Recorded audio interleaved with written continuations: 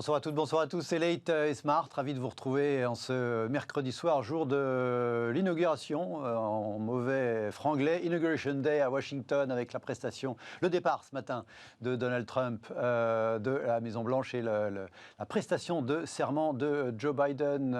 Aujourd'hui, ce sera un des sujets qu'on va évoquer, pas spécifiquement cette journée d'aujourd'hui à Washington, mais je vais demander à mes invités, et ce sera le premier grand sujet de l'émission, ce que l'on attend aujourd'hui des États-Unis quand on est entrepreneur, quand on est dirigeant d'entreprise, quand on est citoyen européen, quand on est citoyen français, citoyen du monde, bref.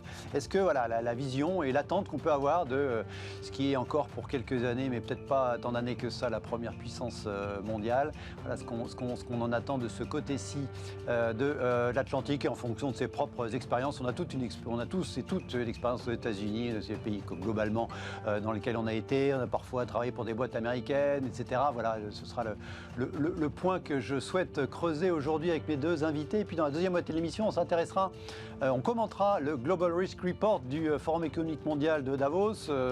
Davos, c'est en Suisse, ce ne sera pas en Suisse cette année pour des raisons de crise sanitaire. Le Forum de Davos, entre guillemets, se tiendra dans les jours qui viennent de façon virtuelle.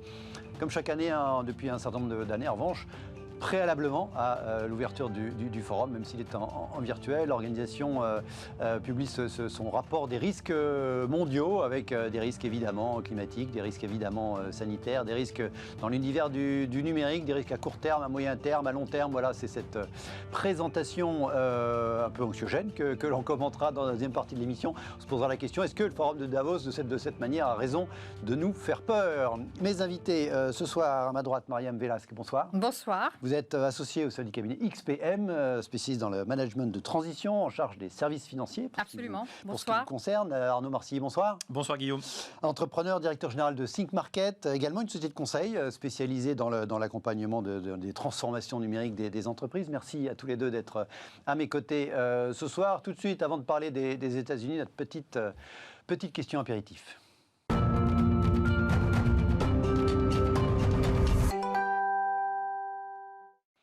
En apéro ce soir, avant donc de parler des États-Unis, je le disais, je voudrais vous faire réagir à cette information exclusive, scoop, on ne sait. Enfin, en tout cas, regardez cette information du Point. Regardez le tweet publié tout à l'heure, c'était en fin de matinée, je crois. La réouverture des établissements de restauration, on parle de la France, interviendrait au mieux le mardi 6 avril. On n'est que le 20 janvier, rappelons. Les bars et les cafés, quant à eux, pourraient rouvrir seulement début juin. Un nouveau coup dur pour la profession. Précaution d'usage, évidemment, attention, il ne s'agit pas d'une information officielle, mais bon, manifestement, les confrères du Point ont l'air d'avoir des informations. Alors, encore une fois, la situation sanitaire, on sait qu'elle est mouvante. Sur le principe, est-ce qu'il vaut mieux, est-ce qu'il vaudrait mieux? Encore une fois, on va parler au conditionnel. Mariam Velasque, comment dire, donner une date, quitte à ce qu'elle soit lointaine, cette date de réouverture, notamment pour ce secteur clé de la restauration dans le pays, plutôt attendre, quitte à être capable de rouvrir plus tôt. Est-ce qu'il vaut mieux donner des perspectives précises, mais possiblement lointaines, ou laisser attendre avec la possibilité que ça soit plus tôt? Comment vous réagiriez à cette alternative qui est posée au gouvernement? C'est le cas sur la culture, c'est le cas sur les stations de ski, même si à court terme c'est pas très positif sur ce dernier secteur. Voilà, quel type de perspective donner si vous étiez aux affaires publiques. Si j'étais aux affaires publiques, je pense que pour tout dirigeant, pour tout entrepreneur, le fait d'avoir de la visibilité est quelque chose d'absolument primordial. Et le fait d'ouvrir et de refermer, c'est à la fois ça donne de l'espoir et en même temps c'est très coûteux. En matière de ressources financières, c'est coûteux. En matière de gestion des ressources humaines, ça n'est quand même pas simple. Donc en effet, moi je vais à la stress aussi peut-être d'ailleurs, effectivement, d'avoir d'émotions dans les deux sens. Voilà. Oui, mais en même temps, il y a une forme d'enthousiasme à chaque fois. Moi, on voit tous les troquets en bas de chez nous, en bas de nos bureaux, ouvrir avec énormément d'enthousiasme et des clients qui se précipitent parce qu'ils sont tout simplement heureux de retrouver des lieux de vie. Là, vous parlez au passé. Voilà, mais pas si lointain, même encore fin d'année, malgré le froid. Mais c'est important d'avoir de la visibilité. Je comprends qu'on veuille donner de la visibilité. Mieux vaut avoir une date quelque part lointaine Après, on est dans le quoi qu'il en coûte du président de la République, à savoir qu'il faut quand même accompagner cette période de fermeture forcée, mais mieux vaut avoir de la visibilité. Vu la situation sanitaire, de toutes les façons, on sait très bien que dans les 3 mois à 6 mois qui viennent, la vaccination ne sera pas suffisamment en place pour permettre une immunité collective, que les restaurants sont des lieux où les gestes barrières par définition, sont difficiles à tenir, même si les restaurateurs ont fait énormément d'efforts, tous à leur niveau, pour les faire respecter, ça reste extrêmement difficile. Donc non, moi je le comprends. Je le regrette, mais je le comprends. Arnaud, comment vous réagiriez, c'est pas un mot très facile, si cette information devait être officielle, c'est-à-dire il y a une date pour la réouverture des restaurants, mais très lointaine. On n'est que le 20 janvier, mardi 6 avril. C'est bien le problème. Pour l'instant, cette information n'est pas officielle. Oui. On imagine... Mais sur le principe de l'alternative, voilà. Alors, sur le principe de l'alternative, comme on l'a rappelé, un chef d'entreprise, un restaurateur, comme tout le monde, a besoin de savoir à quoi s'en tenir et de s'organiser. On peut juger que le 6 avril, c'est très loin, que fin juin, pour les bars et restaurants, c'est très loin. En tant que consommateur également, voilà, ça nous plonge dans un état d'euphorie complètement absent. Maintenant, ce que ça veut dire sur le plan public, c'est qu'on est confronté à un impératif sanitaire. On ne peut pas faire autrement. Alors, on a tous des points de comparaison en disant aux Antilles, les restaurants sont ouverts, les Antilles se reconfinent. L'Espagne, c'est... Voilà. Donc, c'est un petit peu du stop and go. Donc, l'impératif sanitaire, il nous renvoie vraiment à l'exemplarité de notre gestion publique de cette crise sanitaire. Et Dieu sait qu'aujourd'hui, il y a beaucoup à en dire. Il y a eu le fail sur les tests, sur les masques, la stratégie sur les vaccins est au minimum très peu clair pour le grand public. Donc de facto, c'est une sorte d'aveu, enfin, du temps qui va être nécessaire pour revenir à une situation normale.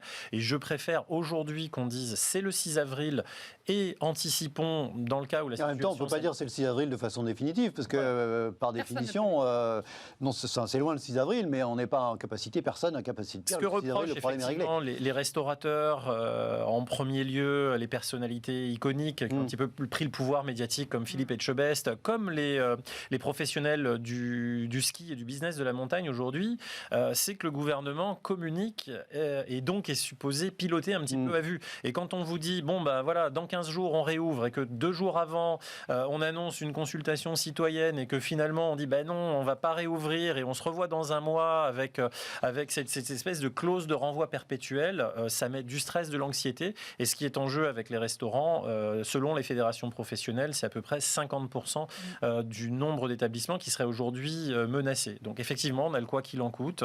Il y a des mesures massives de soutien qui sont prises. Les restaurants, comme le secteur de la culture, comme d'autres secteurs, peuvent largement s'adapter, mais restent évidemment un lieu de contamination. Et aujourd'hui, puisqu'il y a ce principe de précaution, de santé qui prime sur l'économique, on le comprend, on peut en discuter, on peut le critiquer éventuellement, mais c'est le principe auquel on est soumis. Aujourd'hui, il n'y a pas le choix. Et je trouve que de se donner un temps jusqu'au 6 avril, c'est pas super bon pour le moral, mais au moins ça a le mérite d'être plus clair si c'est confirmé. Est-ce que le mérite, entre guillemets, d'un tel scoop ou d'une telle fuite ou je ne sais pas quoi, c'est peut-être de commencer à distiller l'idée que globalement c'est pas pour demain, quoi. Voilà, la réouverture de faire comprendre à tout le monde que globalement c'est non seulement jusqu'à la fin de l'hiver, mais peut-être encore le début du printemps. Voilà, là on parle de Pâques, ça peut avoir cette vertu-là, que tout le monde anticipe, accepte, et indirectement, ça doit probablement servir également la cause vaccinale. On voit un revirement dans l'opinion par rapport au souhait de se vacciner. Peut-être que de reculer de cette façon aussi claire publiquement l'idée d'un retour à la normale va inciter les gens à accélérer, à se faire vacciner, justement pour pouvoir reprendre une vie sociale qui, bien entendu, conditionne tout le reste de la vie économique. Et dans tous les cas, dès lors que les pouvoirs publics sont plus ou moins en train de prévoir un 3e reconfinement potentiel, ça aurait été tout à fait incompris et contradictoire qu'ils puissent annoncer une date de réouverture des restaurants et des bars et des lieux culturels dans leur globalité. Ou des stations de ski. Ou des stations de ski dans les semaines ou dans les 2 mois qui viennent. Donc quelque part, il faut quand même, on ne peut pas leur reprocher d'avoir une forme de cohérence pour le coup sur la totalité des sujets. À suivre, en tout cas, pour cette date de Pâques et du 6 avril. Allez, tout de suite, on parle des États-Unis.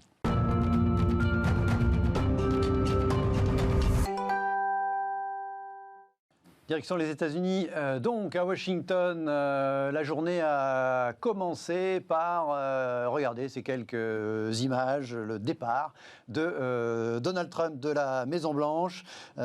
C'était donc son dernier départ de la Maison-Blanche en tant que président en charge. Vous voyez, il a pris son hélicoptère. Avec l'hélicoptère, il est allé sur la base d'Andrews, qui n'est pas très loin, sur lequel il a tenu un dernier discours devant un certain nombre de partisans, enfin surtout des invités. Et ensuite, il a pris son avion, enfin non, il a pris Air Force One, son avion en tant que président, pour se rendre en Floride, à West Palm Beach, dans sa propriété de Mar-a-Lago. Et pendant ce temps-là, voilà, les préparatifs se sont engagés jusqu'à autour de 18h, la prestation de serment de Joe Biden. Ce que je voulais...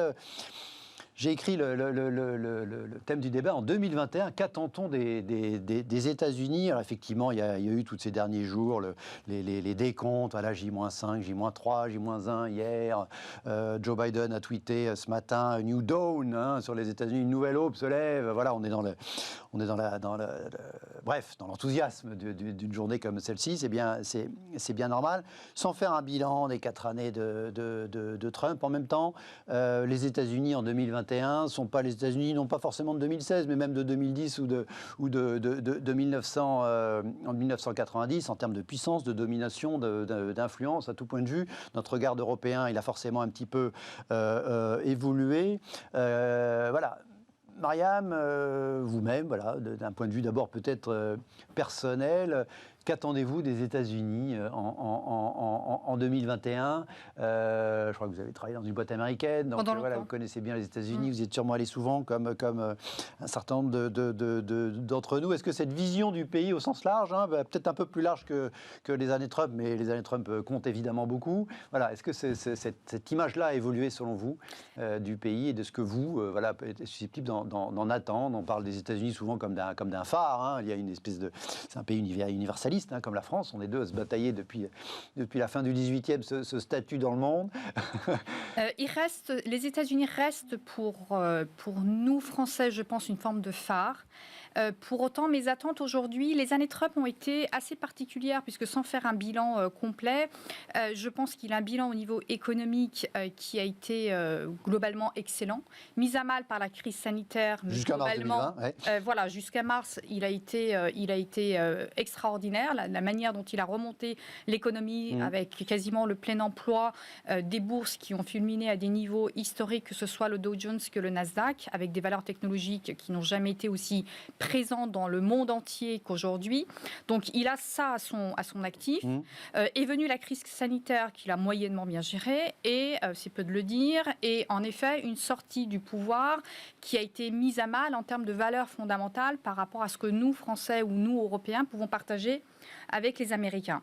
Donc aujourd'hui, une page se tourne. Qu'est-ce que nous, en tant que dirigeants ou citoyens, on peut attendre des États-Unis? Je dirais que ma réponse en tant que dirigeant, ancienne banquière, ayant travaillé avec des Américains pendant de longues années, ce serait d'avoir toujours un peu de visibilité. Ce qui a été très difficile pendant les années Trump, c'est le fait qu'ils dirigent à coups de tweets. Et donc, du coup, le fait savoir où ils vont, comme vous dites, voilà, où ils vont. Voilà. Un peu comme la même visibilité que les patrons de restaurants tout à l'heure. Et la même visibilité, mais pour autant, là, on est quand même sur le fait que le dollar reste la monnaie internationale de référence pour tous les échanges que nous pouvons avoir. Donc, j'ai envie de dire, un rapport de force géopolitique instauré par les États-Unis partout dans le monde nous impacte en matière d'économie, en matière de finances, en matière de géopolitique, qu'on le veuille l'admettre ou non. Et pour nos entreprises qui exportent ou qui ont des activités, que ce soit en Moyen-Orient, que ce soit en Corée, que ce soit en Chine, globalement, le là a été donné par Donald Trump lui-même et par son administration derrière. Et là-dessus, il n'a pas arrêté de nous donner, le là sur tout un tas de sujets qui a fait que nos entreprises l'ont subi pendant 4 ans. Le tout en étant poings et mains liés avec un dollar extrêmement fort qui nous l'a fait suivre. Voilà. Arnaud, on a, je crois toute l'Europe, mais notamment la France, un rapport aussi très fort avec les États-Unis, peut-être le monde entier. Enfin, en France, les chaînes info aujourd'hui étaient sur l'Inauguration Day comme des chaînes info américaines, c'est-à-dire, et c'était pareil pour l'élection, effectivement. On est beaucoup plus intéressé par l'élection, par la prestation de serment des États-Unis que par la composition de la Commission européenne ou les discours de Mme von der Leyen, etc. Pour plein de raisons. Il y a quelques semaines, Joe Biden, il avait tweeté à nouveau prêt pour guider le monde, the US is ready to lead the world. Est-ce qu'on attend toujours en 2021 que les États-Unis guident le monde, selon vous? Alors, la question, ou est-ce que vous-même attendez que les États-Unis guident le monde?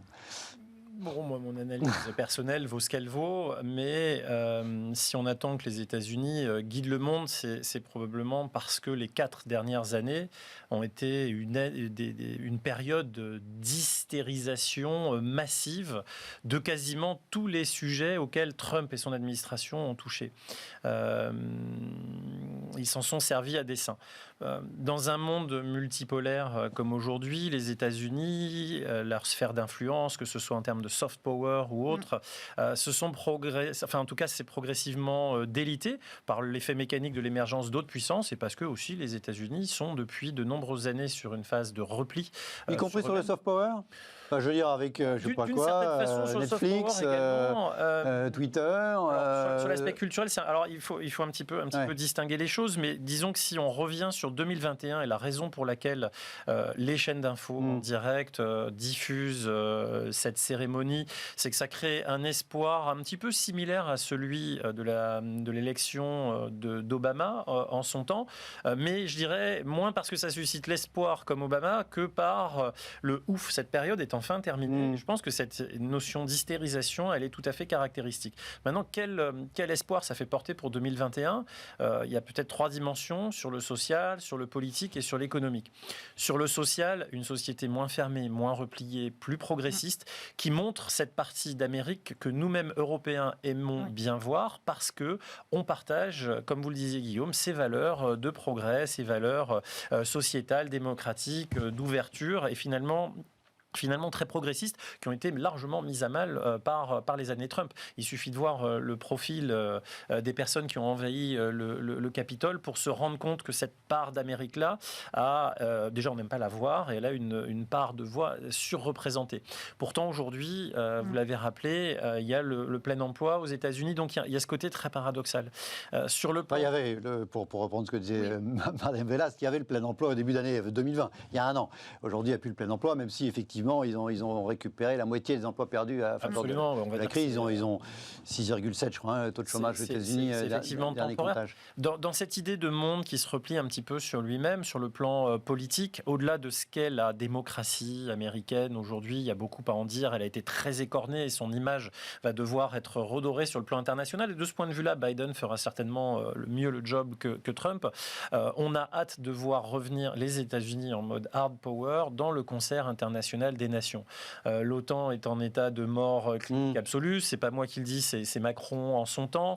L'ONU ne joue plus son rôle. La COP21 et les accords de Paris sur le climat ont été torpillés par Trump. Donc, on attend des États-Unis qui tiennent ce rôle aux côtés des grandes puissances occidentales, car c'est leur place depuis la fin de la Seconde Guerre mondiale et les équilibres de Bretton Woods sont comme ça.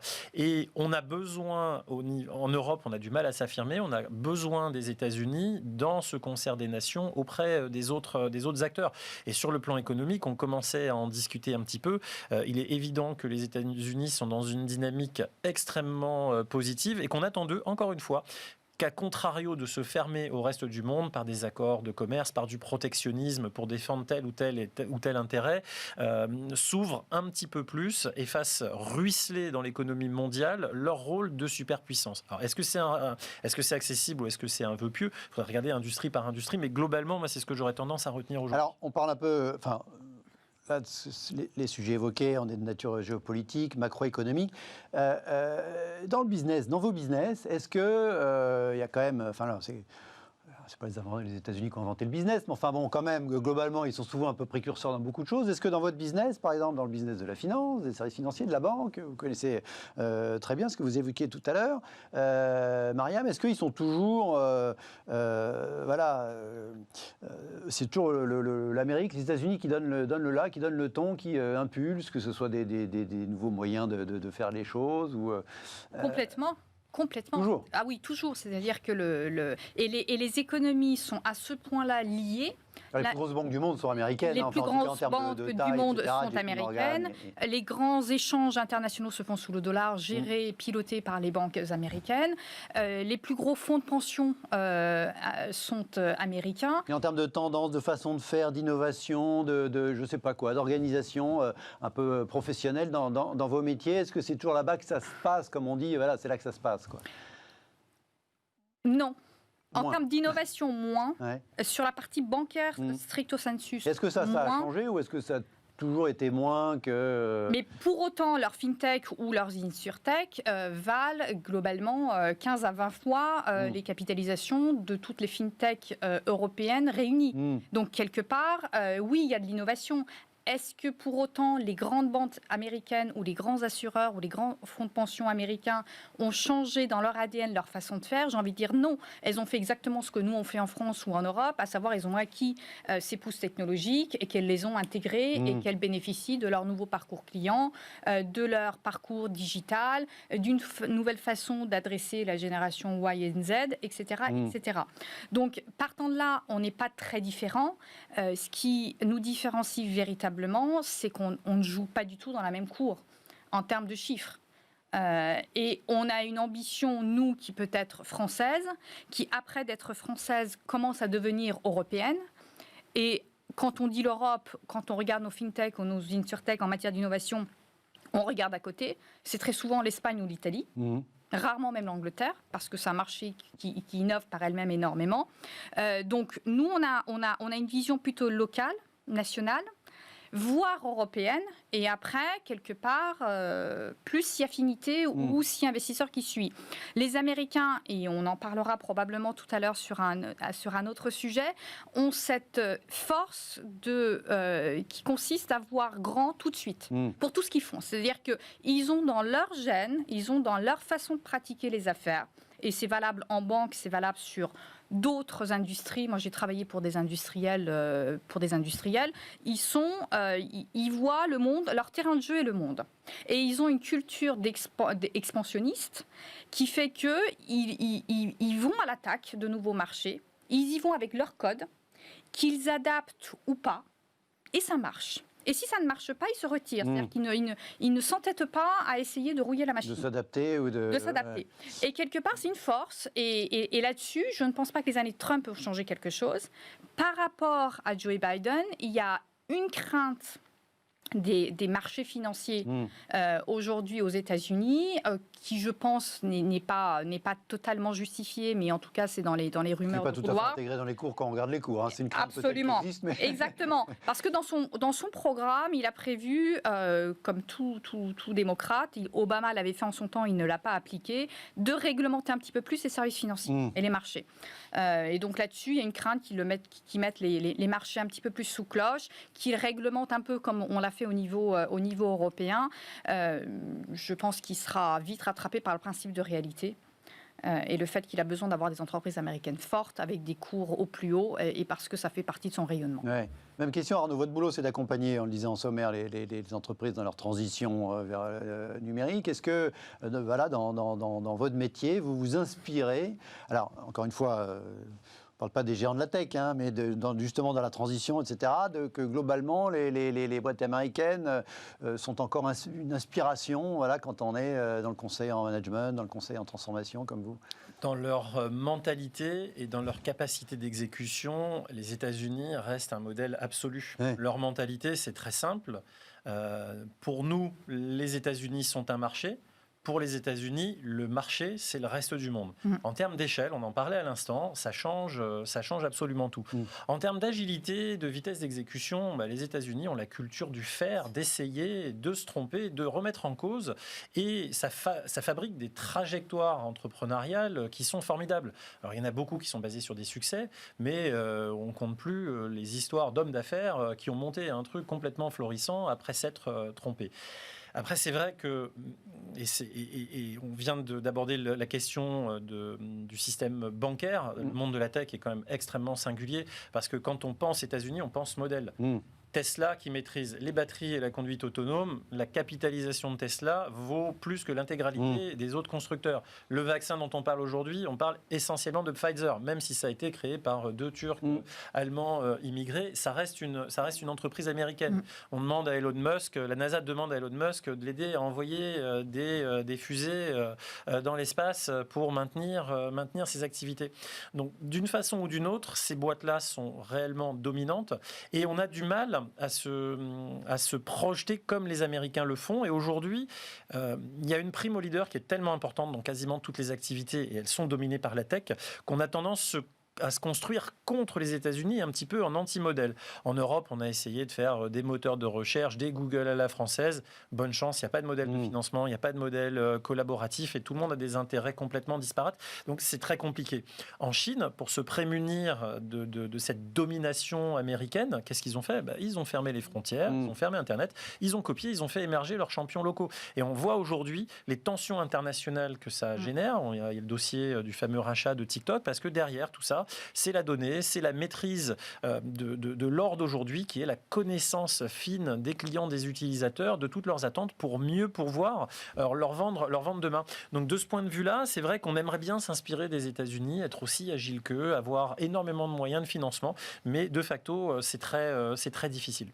Est-ce qu'on aimerait s'inspirer des États-Unis ? Est-ce que ce n'est pas une tendance ? On a l'impression que ça l'est, effectivement, en Europe, d'être un petit peu plus touchy sur les questions de souveraineté, dans l'univers des entreprises, dans l'univers économique. Est-ce que, alors, avec les bons et les mauvais côtés, pour ce qui est, on critique souvent l'extraterritorialité du droit américain qui règne sur le monde entier et qui, là, pour le coup, est extrêmement castrateur et qui est un élément de soft power assez dingue, effectivement, des États-Unis dans le monde. Est-ce que par rapport à il y a 10-15 ans, vous avez l'impression que l'Europe a un peu plus de poids sur tous ces sujets par rapport aux États-Unis ? Les spécialistes en géopolitique tout disent qu'effectivement, on est passé d'une mondialisation avec un monde très à plat, avec l'émergence de groupes régionaux, effectivement, la Chine autour de l'Asie, les États-Unis, l'Europe.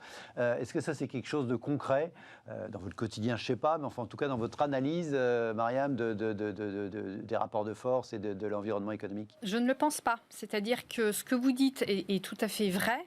C'est vrai il y a 15 ans et j'ai peur qu'aujourd'hui, on soit, d'un point de vue analyse de bloc, exactement dans un statu quo qui n'a pas fait émerger au niveau européen une souveraineté, on en parlera probablement tout à l'heure, réaffirmée. Alors, au niveau géopolitique, on peut le comprendre, c'est des choses qui prennent probablement des décennies, mais on n'a pas de champion industriel qui fasse référence au niveau mondial.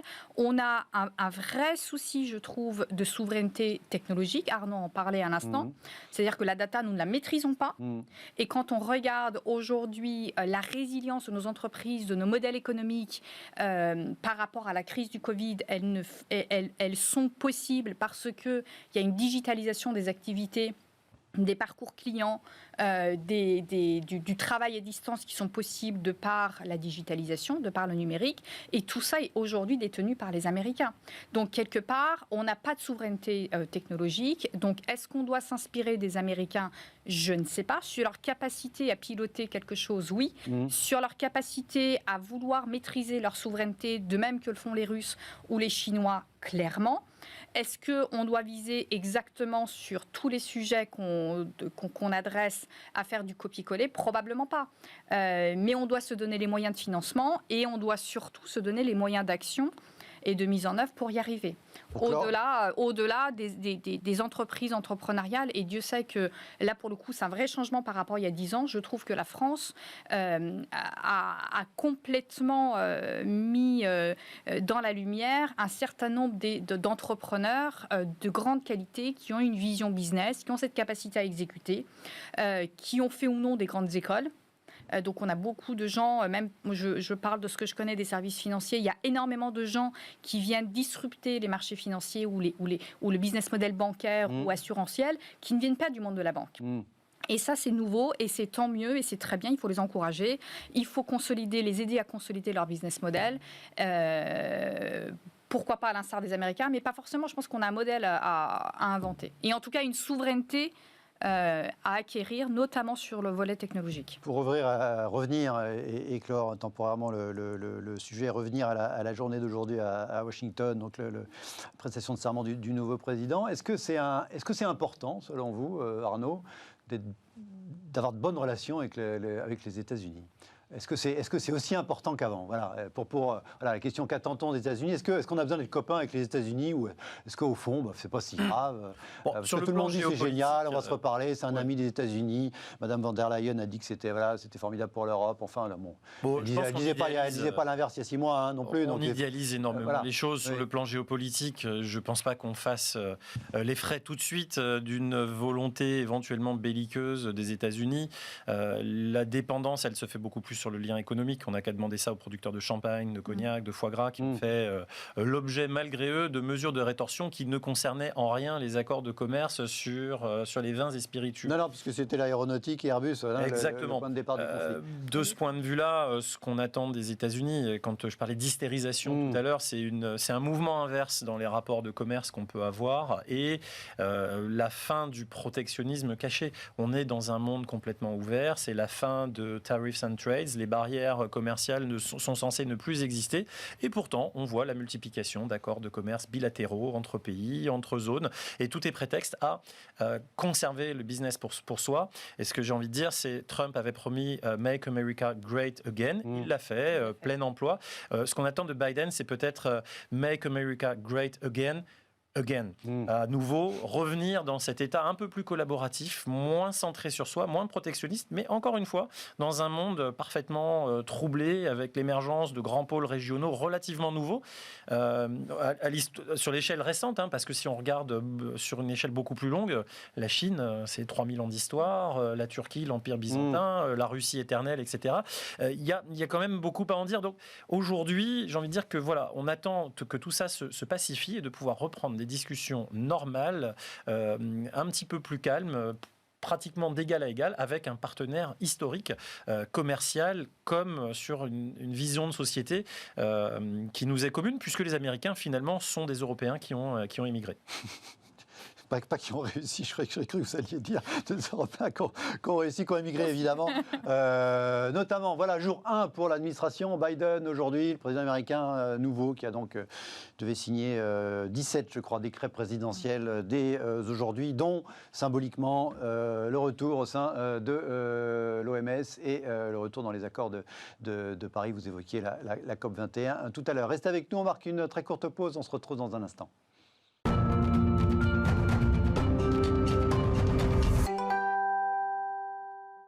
Retour dans l'IT Smart, merci de rester avec nous, de nous être fidèles dans cette deuxième moitié de l'émission. Regardez le titre du débat, le Forum de Davos a-t-il raison de faire peur? Kesako, de quoi s'agit-il? Le Forum économique de Davos, le World Economic Forum, s'apprête à se tenir de façon virtuelle cette année, donc pas à Davos en Suisse, pas dans la neige et le froid comme chaque année, mais de façon virtuelle par écran interposé. Et l'organisation a présenté son rapport 2021 des risques globaux. Dans le tweet de présentation de ce rapport, l'organisation nous dit qu'il y a une opportunité de construire une société plus forte, mais nous devons comprendre les risques auxquels nous faisons face suite à la Covid-19 et aux inégalités de société, nous dit le World Economic Forum, qui rappelle, et le Figaro s'en fait l'écho dans le papier de ce matin, quand Davos alertait sur une pandémie dès 2006, dans son rapport, effectivement, dans l'introduction. Les rédacteurs de ce rapport Global Risk Report rappellent qu'en 2006, pour la première fois, ils avaient identifié une pandémie qui figurait parmi les principales menaces pesant sur la prospérité de l'humanité. Il y a évidemment beaucoup de risques sanitaires, sociaux, on va l'évoquer. Des risques aussi liés à l'univers numérique, à la numérisation de la société. Ça a été retenu par la tribune qui dit, voilà, Davos, la menace d'une digitalisation irraisonnée. Alors, qu'est-ce que ça veut dire? Quels sont les risques un peu plus concrètement liés à l'univers du numérique? Regardez, ça c'est le nuage de points évoqué en termes d'impact, mais c'est assez peu lisible sur l'écran, donc je vais pas le détailler. Le tableau suivant, c'est les principaux risques par la proportion, la capacité à survenir, et puis par l'impact potentiel. Donc on a tout ce qui est climatique. Si je regarde la colonne de gauche, regardez, le climat extrême, raté dans une action en matière climatique, environmental damage sur les humains, maladies infectieuses, perte de la biodiversité, et en 6, regardez, digital power concentration, donc voilà, concentration de la puissance numérique, digital inequality en 7, et cyber security failure en 8 ou 9. Donc effectivement, ça c'est des nouveaux risques. Marianne, on s'attendait, effectivement, ça fait des années qu'on a les risques environnementaux. On a aussi les risques de crise sociale, j'y reviendrai. Est-ce que effectivement, le Forum économique mondial a raison, je disais dans le titre, de nous faire peur, c'est-à-dire d'avancer, voilà, de lister tous les risques possibles, de façon à peut-être anticiper les choses, faire en sorte qu'on puisse être peut-être mieux préparé, même si manifestement ça ne marche pas, puisque la pandémie, elle était présente dans ces catalogues de risques depuis 15 ans et que ça n'a pas empêché la situation qu'on a connue en 2020. Je dirais qu'en effet, on ne peut pas les taxer d'optimisme, d'autant qu'ils nous ont prévenus. Ça fait 15 ans, en effet, année après année, qu'on regarde cette liste. La pandémie, en effet, y figure année après année, et on a toujours, plus ou moins, moi la première, souri à l'idée d'avoir une pandémie qui vienne totalement pénaliser le monde entier. Par rapport à ça, et c'est vrai que quand c'est arrivé, ni les États, ni les entreprises n'y étaient, ni de près ou de loin, préparés. Donc ça pose en fait cette question de dire, est-ce que le forum n'est pas précisément dans son rôle que de lister une vision catastrophe des années à venir? Il est dans son rôle, aux États et aux acteurs économiques, de s'y préparer autant que possible. Donc, en effet, ça ne fait pas plaisir, mais ils ne sont pas là pour ça. Ils sont là pour lister un certain nombre d'enjeux à venir. Après, il y a à prendre et à laisser dans ce que je lis, moi, depuis ce matin. Il y a toute la partie impact de l'emploi, etc., sur la crise qui s'annonce du fait de la pandémie. J'ai envie de dire, c'est mécanique, c'est prévu. Les États s'organisent, les gouvernements s'organisent pour le gérer du mieux que possible. Chez nous, c'est avec le quoi qu'il en coûte. On sait qu'on y aura droit dans les 2 années qui viennent, probablement pas tout de suite, mais d'ici 1 an ou 2, et on va le gérer. Il y a des choses qui, pour moi, sont de l'ordre du plus long terme, mais qu'on ferait quand même mieux de prendre au sérieux aujourd'hui, notamment au niveau européen, parce que quand on regarde la liste de ces listes-là, c'est rarement au niveau d'un seul pays, au niveau... Oui, c'est mondial, hein, rappelons. Au niveau de la France, qu'on va trouver des solutions. Et je reviens sur ce que je disais tout à l'heure sur la souveraineté technologique. Il est quand même urgent qu'on s'y attaque, probablement au niveau européen, pour arriver à quelque chose. C'est-à-dire que quand je regarde la Commission européenne, c'est très bien de taxer les GAFA, il faut le faire, mais qu'on y mette autant d'intensité à mettre en œuvre une souveraineté technologique digne de ce nom, que ce soit sur le cloud, que ce soit sur la protection de nos data économiques, que ce soit sur la manière dont on voit les choses sur les 20 ans qui viennent. Et quand on regarde, et dans les listes d'ailleurs que j'ai lues, dans les risques qui sont aujourd'hui mis sur la table, il y a un risque de bulle financière. Parce que les banques centrales, en effet, partout, arrosent de liquidités tous les marchés. C'est vrai. Pour autant, si les banques centrales n'avaient pas arrosé en liquidité tous les marchés, on aurait été les premiers à dire les banques centrales ne jouent pas leur rôle et globalement viennent aggraver une récession qui de toutes les façons va être catastrophique. Et aujourd'hui et à moyen terme. Donc partant de là, l'argent, on n'en manque pas aujourd'hui. On n'en manque pas. Autant chercher un investissement, des investissements qui prévoit les Anglais disent des mitigations, mais de quoi quelque part, limiter ces risques dans les années qui viennent. Et pour moi, la souveraineté technologique est quand même au cœur des débats. Alors, j'ai rappelé qu'effectivement, cette étude, elle est menée après une espèce de sondage, d'étude de l'organisation du Forum économique mondial à partir d'un échantillon de un peu plus de 600, à la fois hommes d'affaires, chercheurs, responsables politiques, membres d'organisations internationales et d'ONG. Donc, ce n'est pas 3 personnes dans leur coin qui disent tiens, qu'est-ce que je vais mettre cette année dans les. Il y a un côté intéressant aussi, c'est résumé dans ce tableau que piqué entre guillemets du Figaro. Il y a les risques à 2 ans, les risques à 5 ans, les risques à 10 ans. Dans les risques à 2 ans, maladies infectieuses, donc là on est en plein dedans, effectivement, on n'imagine pas que ça va disparaître tout de suite. Crise sociale évoquée, liée à l'augmentation attendue, malheureusement un peu mécanique, du chômage dans beaucoup de pays. Climat extrême, cyberpanne, donc là c'est un risque à court terme. À 5 ans, crise financière, vous l'évoquiez, risque de bulle, panne des réseaux, instabilité des prix, volatilité des matières premières, c'est un petit peu plus pointu. À 10 ans, voilà, armes de destruction massive, effondrement d'État, perte de biodiversité, c'est sympa. Et effet pervers des nouvelles technologies. Comment vous avez réagi, vous, Arnaud, à cette liste à l'après-vert, mais en même temps C'est ça, c'est 2021. En même temps, on est un petit peu dans la thématique anxiogène actuelle. Ah là, clairement, mais c'est le but. On est dans la crise sanitaire, on sait très bien qu'il va y avoir une crise sociale. Est-ce qu'il va y avoir un éclatement du système financier ou une crise financière profonde? Vers quelle mécanique de tension est-ce que ça peut nous amener? Tout ça est le scénario du pire et on espère tous qu'il ne se produira pas. Donc moi, j'en pense pas grand-chose dans le sens où je ne pense pas être un expert autorisé. En revanche, la question, c'est qu'est-ce que c'est que Davos et à quoi ça sert? George Soros nous disait, parce que Davos existe depuis 30 ans, George Soros nous disait il y a quelques très nombreuses années maintenant que Davos, c'était une énorme cocktail party ou globalement un endroit où ça discute. Mais pour discuter, il faut de la matière, il faut des études, il faut que ce soit des trajectoires qui soient ou optimistes ou pessimistes, mais qui aident à prendre des décisions. Et Davos est une instance qui aide à trajecter des grands changements de société et aider les leaders à conduire leurs organisations respectives sur ce chemin.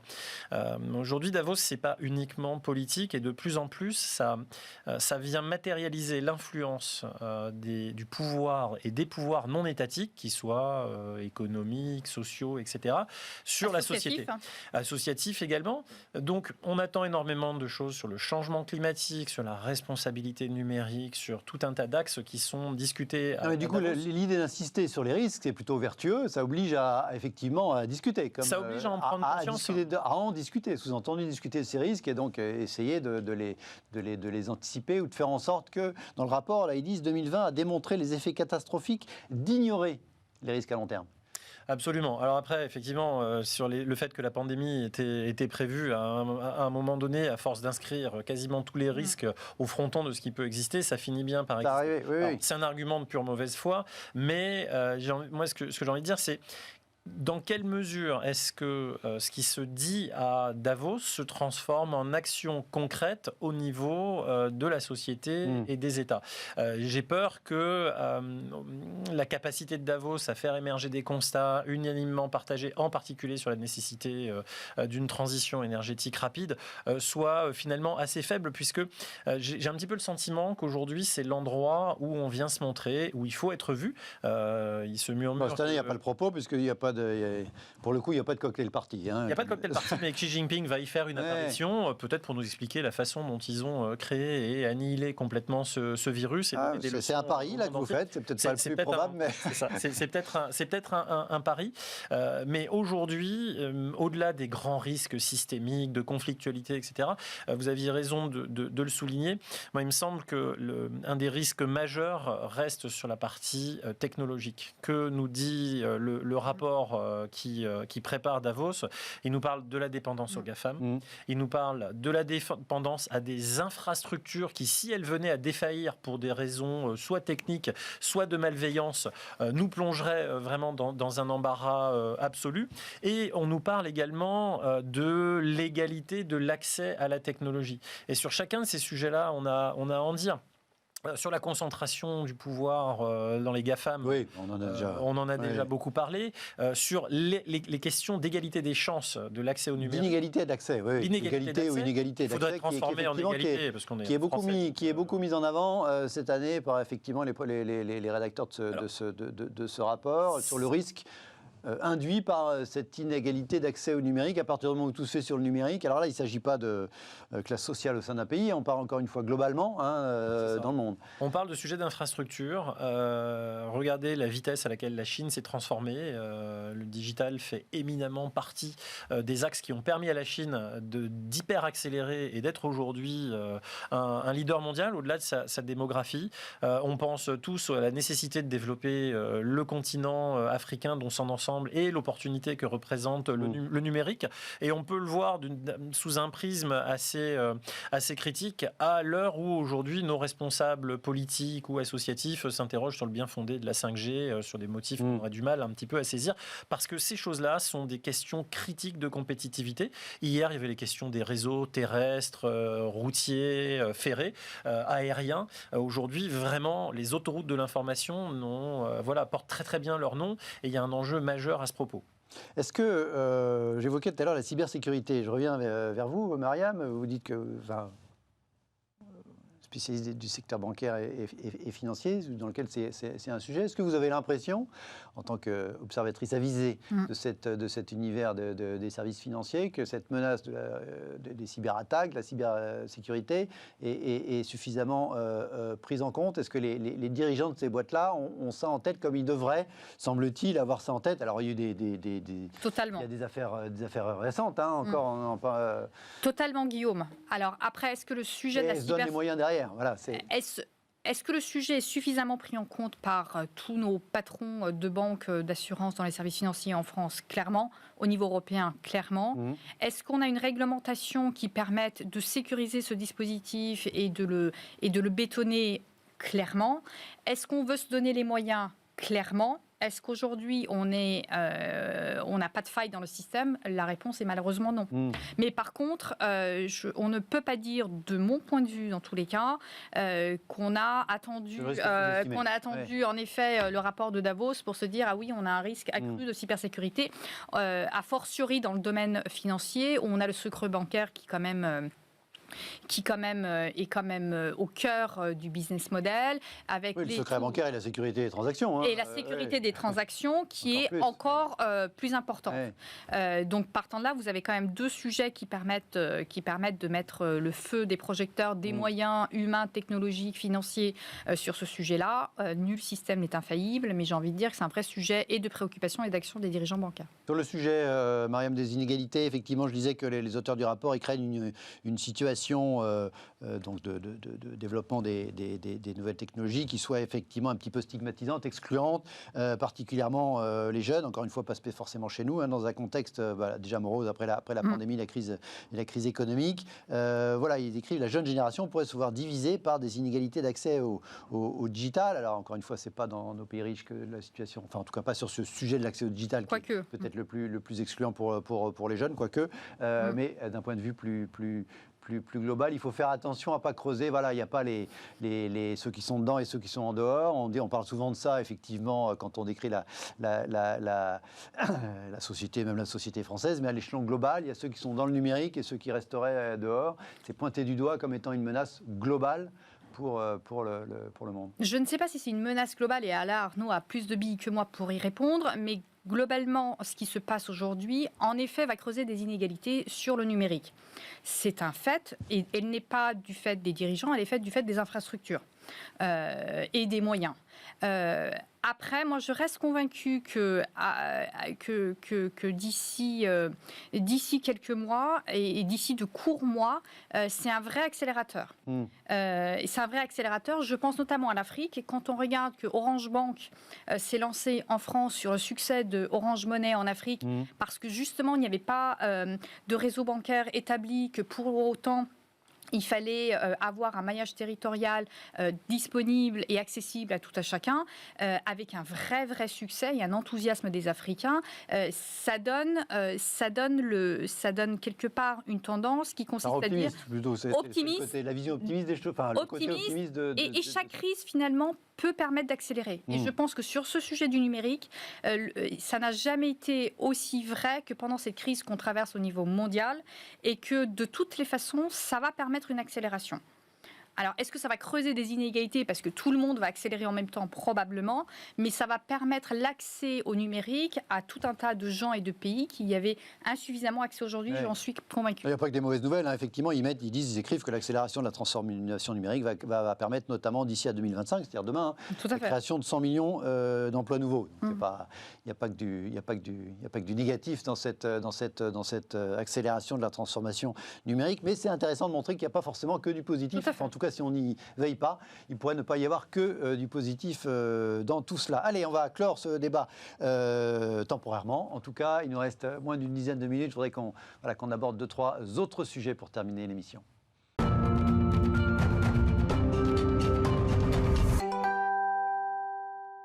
On va parler cinéma, divertissement, enfin pas cinéma, pas tout à fait, enfin en tout cas industrie de divertissement. On parle pas mal de Netflix en ce moment. Vous avez peut-être vu, notamment à propos de la série Lupin, qui fait un carton en France, mais également un petit peu partout dans le monde, semble-t-il. Regardez ce tweet de ravissement d'Omar Sy, l'acteur de la série. 70 millions, c'est fou. C'est quoi 70 millions? C'est la projection. C'est une projection, mais les modèles de Netflix sont assez bons, donc je pense que le chiffre sera atteint de visionnage de la série Netflix au bout de 28 jours. C'est le critère de Netflix qui compte les séries. Omar Sy nous dit si fier que Lupin soit la première série française Netflix à rencontrer un tel succès international. Sans vous, ça n'aurait pas été possible. Merci. Lupin va faire donc plus fort que Le Jeu de la Dame ou Bridgerton, qui sont les deux séries, pour le coup, anglo-saxonnes de la plateforme. Et même s'apprête à faire plus que la Casa des Papel. Alors, c'est pas tout à fait comparable puisque c'est 3 ans après. Donc, globalement, il y a plus d'abonnés Netflix, donc il y a plus de gens qui regardent. Mais quand même, ça montre le succès. Bravo, et notamment bravo aussi producteur, parce que c'est une production française de Gaumont Télévision. À cette occasion, Netflix qui a publié ses résultats hier, annoncé que la barre des 200 millions d'abonnés payants dans le monde était franchie. Regardez ce titre dépassé même, avec pour la première fois, et c'est notable, un cash flow positif, un résultat positif. Netflix qui se réjouit de ne plus être besoin d'emprunter de l'argent pour son développement. C'est un point important. Et à cette occasion, Eric Scher, qui est le directeur de la prospective de France Télévisions, qui raconte, regardez ce tweet, lorsque j'ai commencé à hurler en interne, en vain, sur la menace Netflix, c'était en 2012-2013, l'action valait moins de $15, elle en vaut plus de 500 aujourd'hui. Puis après il nous dit, puis nous sommes allés voir Reed Hastings, le patron en Californie, pour qu'il nous explique. On est revenu, ils sont arrivés en France, Netflix, en septembre 2014, et nous avons donné des codes gratuits à tout le COMEX. Il parle de France Télévisions de l'époque, pas les mêmes dirigeants, sinon ils ne l'auraient probablement pas écrit comme ça. Rares sont ceux qui les ont utilisés. C'est amusant effectivement comme anecdote. C'est pas toujours facile dans un business de voir les signaux faibles, effectivement, d'une petite boîte qui grossit. Elle n'est pas forcément chez soi, on voit pas, et puis d'anticiper, d'être capable de comprendre qu'elle va tout chambouler, tout disrupter, quelle que soit l'industrie, Mariam. Cette anecdote. Est-ce que c'est facile? Non, ça ne l'est pas, Guillaume. C'est le boulot. Pour autant, exactement. Est-ce que c'est pas le boulot d'un dirigeant que de voir ces signaux faibles, voire de créer ces disruptions en interne? La réponse est oui. Donc moi, la rhétorique du tweet m'interpelle, c'est-à-dire qu'il parle de... Non, le mieux, c'est j'ai donné des codes, ils ont même pas utilisé. De menaces, il dit qu'il hurle, alors que son job, précisément parce qu'il était en charge de l'innovation, de ce qu'on comprend, était d'innover en interne.